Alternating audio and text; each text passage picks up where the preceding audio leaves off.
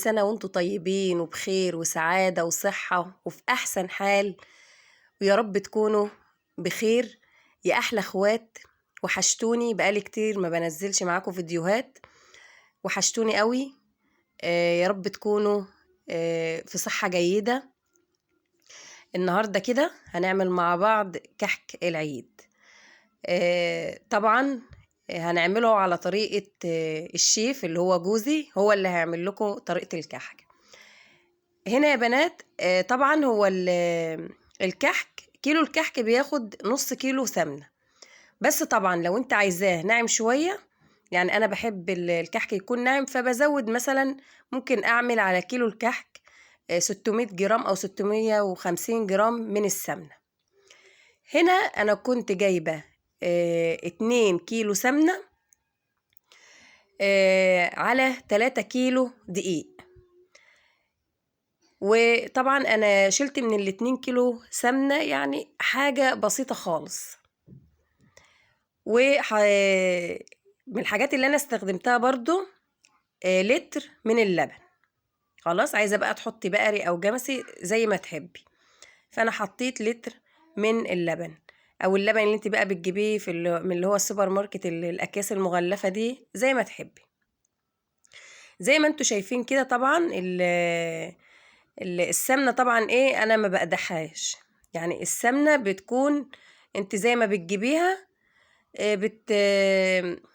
بتحطها زي ما هي. يعني في طريقة تانية اللي انت مثلا ممكن ان انت بتقدحها، في ناس بتحب كده السمنة اللي هي المتسخنة على النار مقدوحة يعني. لا، الطريقة ديت برضو جميلة. انا بسخنش السمنة خالص زي ما انتوا شايفين كده يا بنات. طبعا بتعملي بقى الايه، بتضيفي على السمنة اللبن زي ما ضفنا كده. وفي اول الفيديو ضفنا على السمنة قبل اللبن، ضفت عليها 4 معالق كبيرة من السكر البودر. يعني ما تحطيش السكر كده حبوب، لا، اضربي كده شوية ايه سكر في الخلاط وضيفي عليهم ال4 معالق من السكر. هنا دي اللي اتضاف ده تاني، دي ريحة الكحك. تمام. طبعا الدقيق انت يعني مش بنحط الدقيق كله، انا ايه بضيف حبة حبة كده علشان خاطر يبقى ايه كله السمنة كده تبقى داخلة في الدقيق كله. يعني ما ضفتش انا الدقيق كله مرة واحدة، هنا ضفت واحدة واحدة من الدقيق. طبعا بقى مقدار الدقيق زي ما انت بتحبي. لو انت مثلا هتعملي مثلا كيلو، بقى بتقسمي السمنة. شوفي انت لو هتعملي كيلو يعني من الدقيق، بتقللي من مقدار السمنة. انا هنا عاملة 3 كيلو دقيق. وطبعا استخدمت عليهم برضو كيسين من البيكنج باودر، كيسين 2 من البيكنج باودر. طبعا هتفضلي بقى تعجني كده الدقيق لغاية لما تدخلي السمنة كلها مع الدقيق، عشان يطلع كده ايه طعمه حلو معاكي، والعجينة بتكون ايه جميلة كده وطرية. اهو انا هنا بوريكي بقى ايه البودر ده. انا جايبة كيسين فزودتهم عليهم زي ما انت شايفة كده، دولي كيسين البيكنج باودر. هنا خلاص احنا عجناهم كده. بصي بقى العجينة معاكي طرية وجميلة ازاي، وكمان ريحتها ما اقولكيش. طبعا عايزة تعمليها بقى بالسمنة البلدي، ومتوفر عندك سمنة بلدي اعمليها، بتبقى طبعا جميلة جدا. عايزة بقى تعملي السمنة اللي هي العادية بقى، في انواع كتير من السمنة زي ما بتحبي وزي ما يكون متوفر وعلى قد ايدك. طبعا احنا هنا بنعمل طريقة الكحك بطريقة سهلة جدا وبسيطة ومش مكلفة. يعني مش هنجيب حاجة زيادة، انا ما حطيتش حاجة زيادة، وطلع معايا جميل جدا وطعمه جميل وناعم وكل حاجة.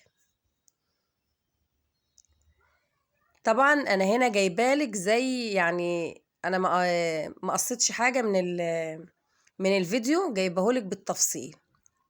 حتى التقطيعة انا جبتها لك تقطعها ازاي. هنا هو طبعا بدأنا بقى ايه نقطع كده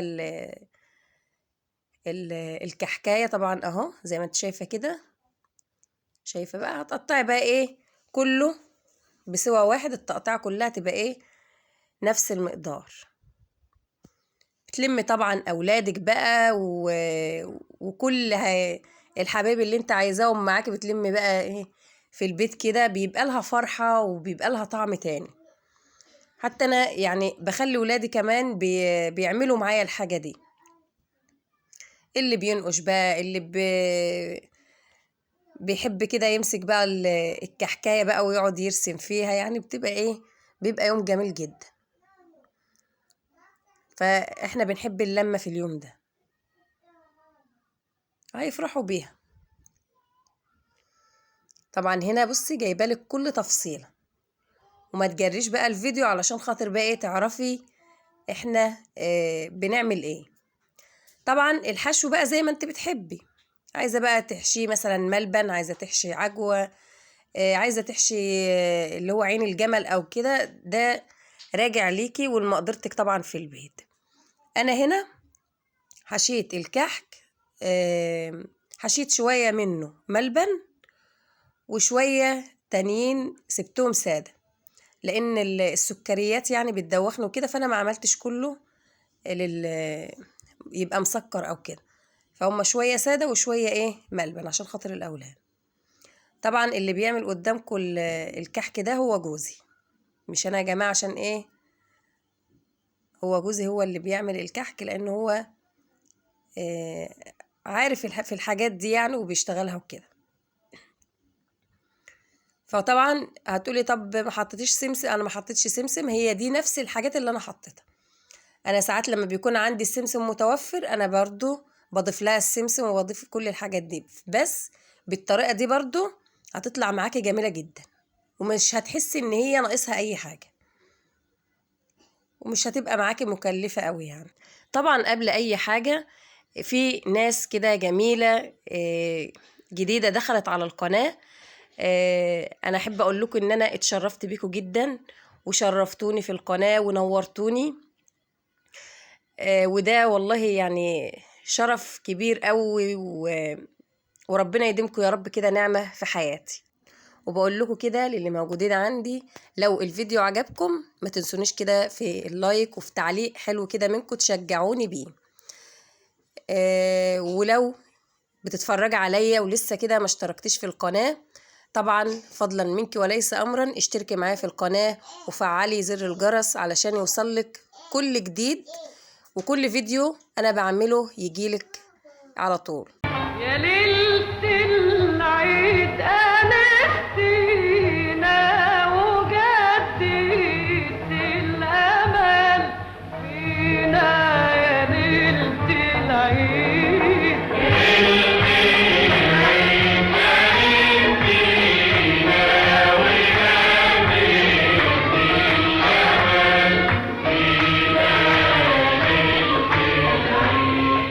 يا ليلة العيد أنستينا وجددت الأمل فينا، يا ليلة العيد يا ليلة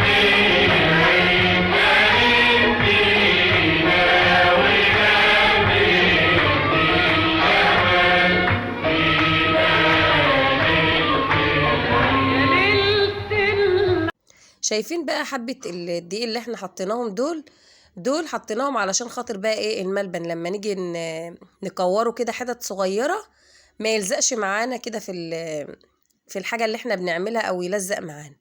فحبة الدقيق دول انت بتجيبيهم تعملي بهم كده الملبن بتاعك، علشان ايه يبقى مظبوط معاكي ما يلزقش معاكي. طبعا انا وريتك الملبن اللي انا جايباه، وزي ما قلت لك انا ما جبتش كتير علشان خاطر انا مش بحب الايه السكريات الكتيره، انا عملت بس على قد ايه الاولاد واللي بيحب الملبن، والباقي انا عملته ساده. فهنا بقى ايه حشينا كده شويه بالملبن وشويه سيبناهم كده. طبعا الدقيق ده خلاص هنشيله دلوقتي، ما عادلوش بقى ايه لازمه عندنا، لان مش هينفع ايه يجي على الكحك او كده، علشان خلاص هي السمنة فيها وكله، ما ينفعش بقى الدقيق يجي في الكحك. فهنا بقى ايه خلاص اهو كده بنعمل الحشو للكحك اللي احنا عايزينه.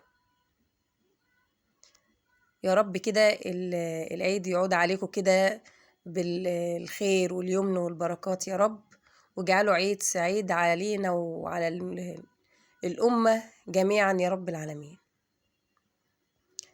شايفين بقى انت كده بتحشي تحشي كده الملبن وتكوري الكحكاية علشان تبقى مظبوطة من فوق ومن تحت.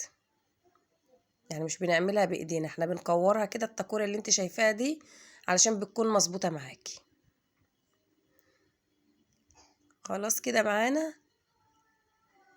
هنا طبعا جبنا الصاج اهو، وبندهنه كده يعني شوية زيت كده صغيرين علشان خاطر بس ما يلزقش. هنا طبعا ده الشكل اللي احنا عملنا به الكحك.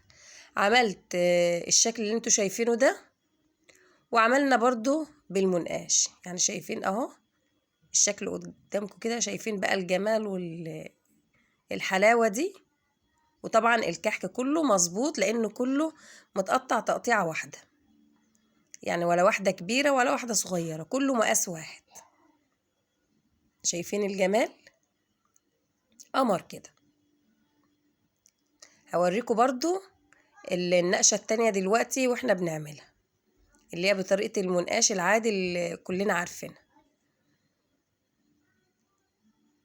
شايفين بقى دي طريقة المنقاش اهي، دي الطريقة التانية. عملنا شوية كده بالرسمة اللي انتوا شفتوها في الأول دي، ودي طريقة المنقاش اللي هي بتاعتنا كلنا واللي طول عمرنا بنعملها، اللي هي الطرق القديمة بتاعتنا. شايفين جماله كده؟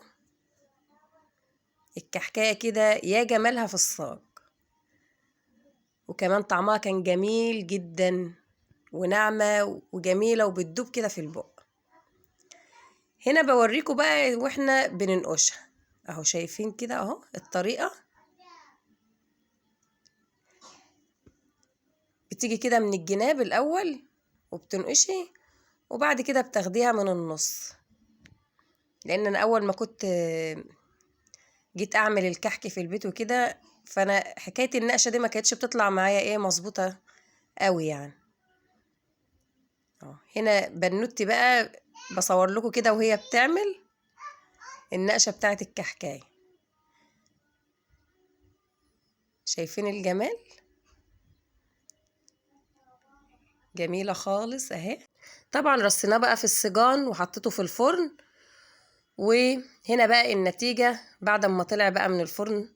طبعا عملت شوية كده سكر في الخلاط، في اللي هي الكبة بتاعت الخلاط، ورشتهم طبعا على الكحك كده.